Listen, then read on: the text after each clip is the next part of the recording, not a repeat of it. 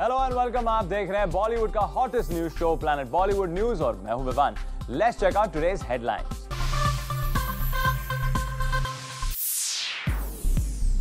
सड्डा हक इत्थे रख क्या कर रहा, किसने छेड़ी इम्तियाज अली के साथ हक की लड़ाई।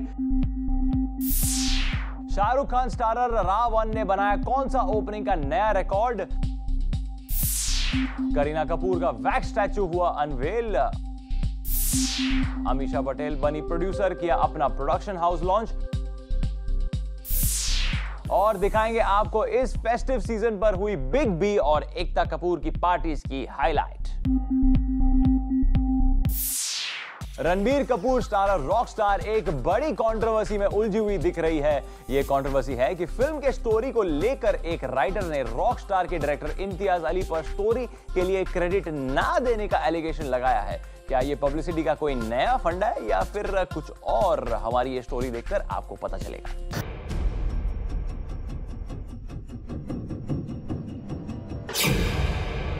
किसका हक और कैसा हक? रणबीर जिस हक की गा गा कर दुहाई दे रहे हैं वो तो फिल्म देखने के बाद ही पता चलेगा, लेकिन कोई है जो रॉकस्टार की टीम से लड़ रहा है अपने हक की लड़ाई।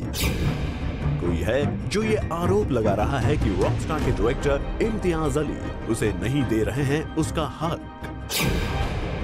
रॉकस्टार टाइटल उनका है, इम्तियाज अली का विजन है। स्क्रिप्ट में मेरा कोई कंट्रीब्यूशन नहीं है, मेरा कोई कंट्रीब्यूशन नहीं है। मेरा कंट्रीब्यूशन सिर्फ है कि मेरी स्टोरी है, तो वो मेरा हक है। चौंक गए ना आप रॉकस्टार का ये अपडेट सुनकर? तो चलिए आपको बता ही देते हैं कि आखिर कौन से हक की लड़ाई में उलझती दिख रही है रॉकस्टार। तो ये कहानी मैंने इम्तियाज अली को सुनाई थी जब मैं मुक्त आर्ट्स में इन हाउस राइटर में जॉब कर रहा था। फिर उसके बाद ये UTV बना रहा था एक वक्त में। फिर उसके बाद कुछ 2006 में फिर कुछ वजह से ये पिक्चर बंद हो गई।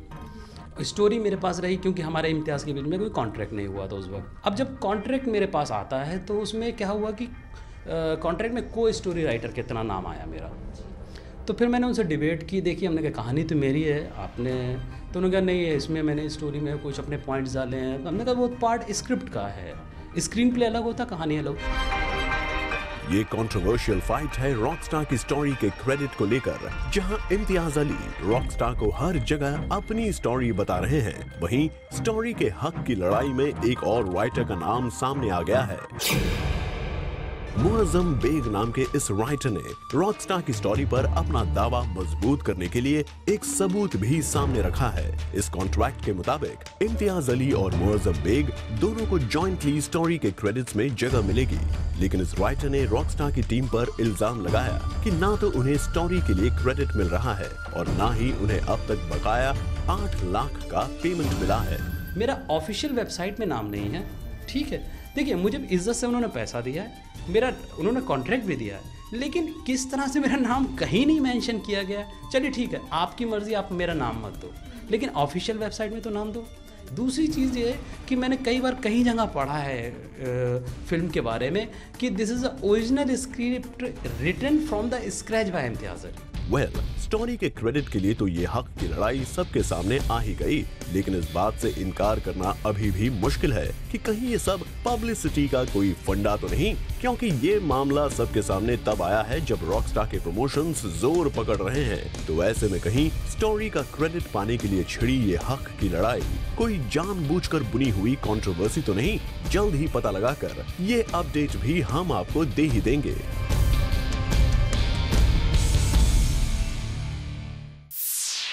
इस दिवाली पर रिलीज हुई शाहरुख खान स्टारर रा.1 के ओपनिंग कलेक्शंस पर सबकी नजर है। चैलेंज इसलिए बड़ा है क्योंकि माय नेम इज खान के लंबे गैप के बाद SRK की फिल्म आई है, जबकि इस बीच सलमान खान कई बैक टू बैक हिट्स दे चुके हैं। तो क्या रा.1 तोड़ पाएगी सलमान का कोई record? Is up next.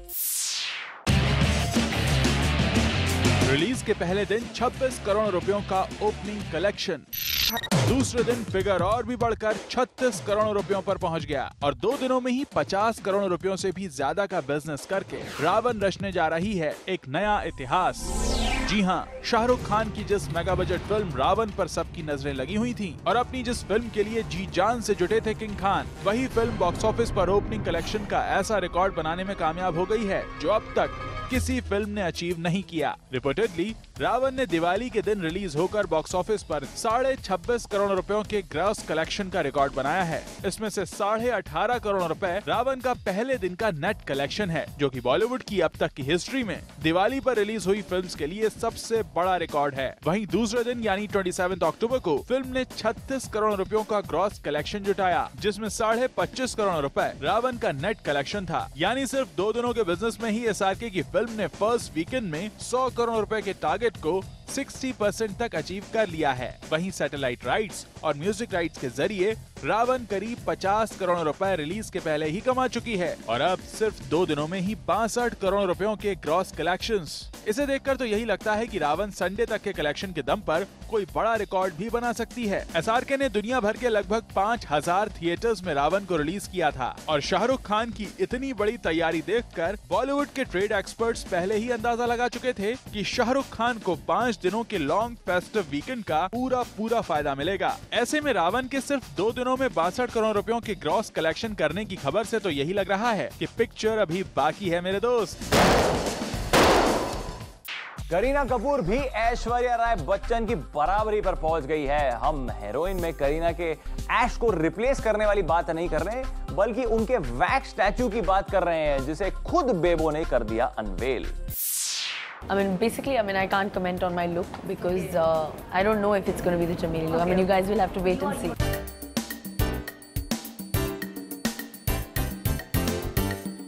Well, yes, ना चमेली, ना कभी खुशी कभी गम की पू. Kareena got molded into Jab We Met's गीत for her Madame Tussauds wax statue. ये है करीना की pictures when she posed at the Blackpool Museum with her statue.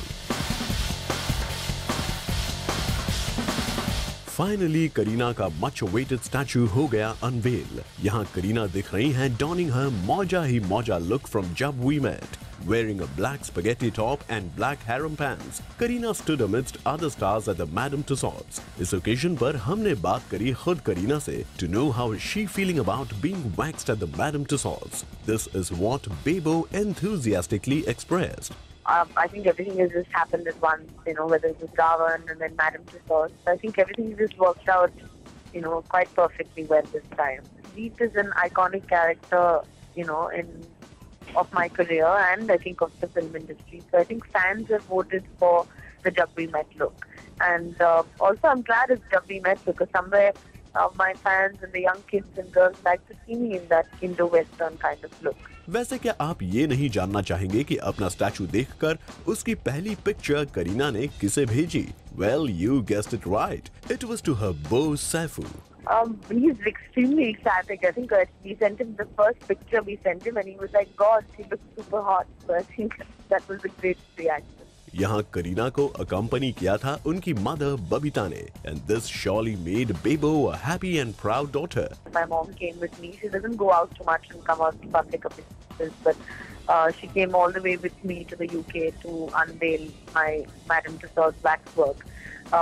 So I think it's the greatest achievement, and I'm glad that I can keep the Kapoor tradition going, and the fact that I am the only Kapoor at Madame Tussauds, I think it's a great honor. चलिए हमने करीना के statue को तो describe कर दिया. Now let's talk about the real Kareena. Bebo chose to drape herself in an off-white zari work transparent sari for this occasion. Bebo ने pair किया इसे एक बड़े ही attractive maroon blouse के साथ, and she kept her look very simple. Undoubtedly, Bebo looked ravishing and stunning. But अगर बात करें Bebo के स्टैचू की, we would just rate it 7 on 10. Although it resembled Kareena, but definitely nothing as compared to Sallu Bhai's and Aishwarya's second statue. Now we wonder कि कहीं ऐश्वर्या की तरह बेबो का भी सेकंड स्टैचू न बन जाए to correct the mistakes in the first one. If that happens, we're sure Bebo will be doubly elated. Right, Bebo? For Salma Khan, Zoom, Mumbai. Bollywood के दिवाली सेलिब्रेशन को खास बनाने के लिए अमिताभ बच्चन ने रखी एक ग्रैंड पार्टी। आपको दिखाते हैं बिग बी की इस दिवाली पार्टी की हाइलाइट्स।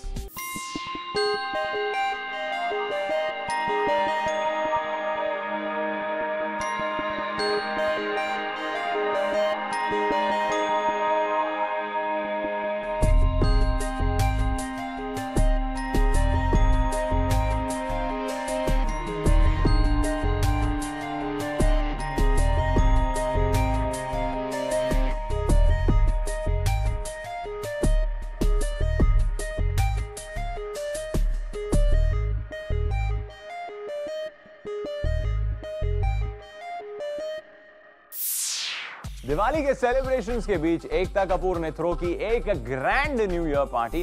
क्या कुछ हुआ एकता की इस न्यू ईयर बैश में, बताएगी हमारी नेक्स्ट स्टोरी।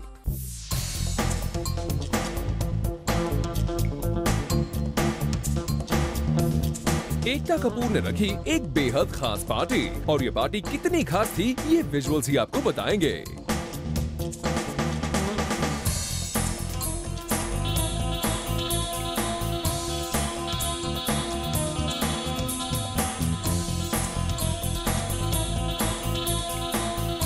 जी हाँ, दिवाली के सेलिब्रेशंस के बीच एकता की न्यू ईयर पार्टी ने ग्रैब किया सबका अटेंशन, अपने उन मेहमानों के लिए भी जो यहाँ आए और उनके लिए भी जो यहाँ नजर ही नहीं आए।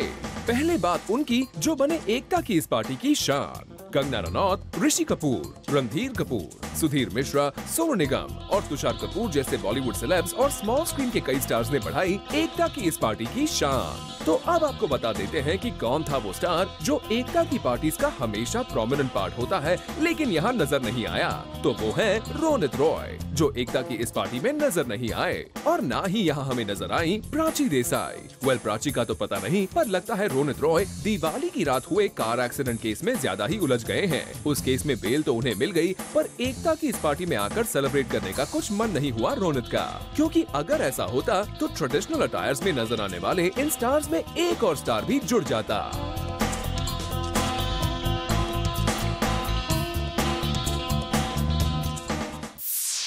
अमीषा पटेल भी अब प्रोड्यूसर बन गई है और अमीषा ने लॉन्च कर दिया है अपना प्रोडक्शन हाउस। आप खुद देख लीजिए कि इस मौके पर अमीषा की एक्साइटमेंट कैसे थी। मिली है बॉलीवुड की नई प्रोड्यूसर से। जी हाँ, अमीषा पटेल भी अब बन गई है प्रोड्यूसर। अमीषा पटेल ने भी ओपन किया है अपना प्रोडक्शन हाउस और इसका इनॉग्रेशन करने पहुंचे डायरेक्टर डेविड धवन। इस मौके पर अमीषा लग रही थी काफी excited. This is my better half, so it is better that we're together for the interview. Well, अब तो बता दीजिए क्या प्लान है प्रोडक्शन हाउस के। जैसी हमारी फिल्में होंगी, young, trendy. We don't believe in following fashion. We don't believe in following trends. We believe in creating them. We want people to follow us. Well, Amisha बन गई है अब प्रोड्यूसर, लेकिन इनकी माने तो ये जिम्मेदारी इनके लिए आसान नहीं। प्रोड्यूसर बनके मजा तो है, लेकिन हार्ड वर्क बहुत है।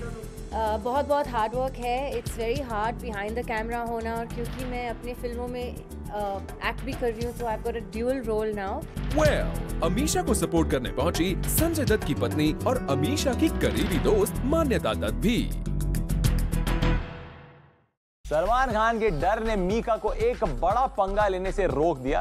ये पंगा था कटरीना कैफ को लेकर। क्या है ये पूरा किस्सा, is coming up next. Singer Mika ने अपने सॉन्ग से कटरीना कैफ को आउट कर दिया। अपने चुलबुले गाने में कटरीना का जिक्र भी नहीं चाहते मीका। जी हाँ, इससे पहले कि आप इसे मीका की कोई गुस्ताखी माने, हम आपको ये पूरा मामला बता ही देते हैं। दरअसल अपनी अपकमिंग फिल्म लूट के एक सॉन्ग में मीका ने करीना, कटरीना और कई एक्ट्रेसेस का नाम लिया है। किसी की खिल्ली उड़ाई है तो किसी का बना होगा मजाक, पर कहीं मजाक में कुछ गड़बड़ ना हो जाए, ये ख्याल आते ही मीका ने कटरीना को इस सॉन्ग से आउट कर दिया। अब आप खुद ही सोचिए, सॉन्ग बनकर कंप्लीट हो जाने के बाद मीका ने अपने सॉन्ग से कटरीना का नाम क्यों आउट किया होगा? चलिए मीका खुद ही ये सबको बता दे तो बेहतर है। Katrina is my favourite, my भाभी सल्लू भाई। सल्लू भाई की मैं बहुत रिस्पेक्ट करता हूँ, इसलिए सल्लू जी और Katrina ji I guess they are together. Katrina का नाम सॉन्ग से लास्ट मोमेंट में हटाने के पीछे मीका कोई भी वजह क्यों ना दें, पर लगता है कि कटरीना का नाम उन्होंने इसीलिए किया है इरेज क्योंकि पूरा बॉलीवुड जानता है कि सलमान खान कटरीना के लिए न जाने किस किस से लड़ चुके हैं। तो कहीं ऐसा ना हो कि लूट के सॉन्ग में कटरीना का नाम लेने पर सलमान मीका से नाराज हो जाएं। इसलिए मीका शायद सलमान से कोई पंगा नहीं लेना चाहते और उन्होंने कटरीना का नाम अपने सॉन्ग से हटा दिया है। नील, नितिन, मुकेश और प्राची देसाई आजकल क्या कर रहे हैं? अजी क्या बताएं, एक कॉफी शॉप पर इत्मीनान से कॉफी पी जा रही थी।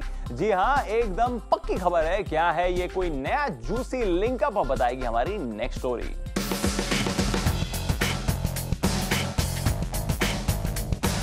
Spotted! नील नितिन मुकेश विद प्राची देसाई। नील और प्राची मुंबई के एक कॉफी शॉप पर साथ साथ कॉफी पीते नजर आए। बट इससे पहले कि कोई दोनों के बीच बॉलीवुड का नया जूसी लिंकअप करवाए, हम आपको बता ही देते हैं कि आखिर ये माजरा क्या है। दरअसल नील और प्राची पहुंचे थे एक कॉफी शॉप के लॉन्च पर, जहां दोनों ने साथ साथ यहाँ की कॉफी टेस्ट भी की और मीडिया से ढेर सारी बातें भी की। कॉफी में मैं तो कैपुचिनो पीता हूँ, अगर पीता हूँ तो, और ज़्यादातर मुझे गर्म कॉफ़ी अच्छी लगती है। I'm quite a coffee addict. My favorite is cafe mocha, and I like to keep trying new flavors. I think this is quite an exciting place. I'm going to try all the flavors possible here today.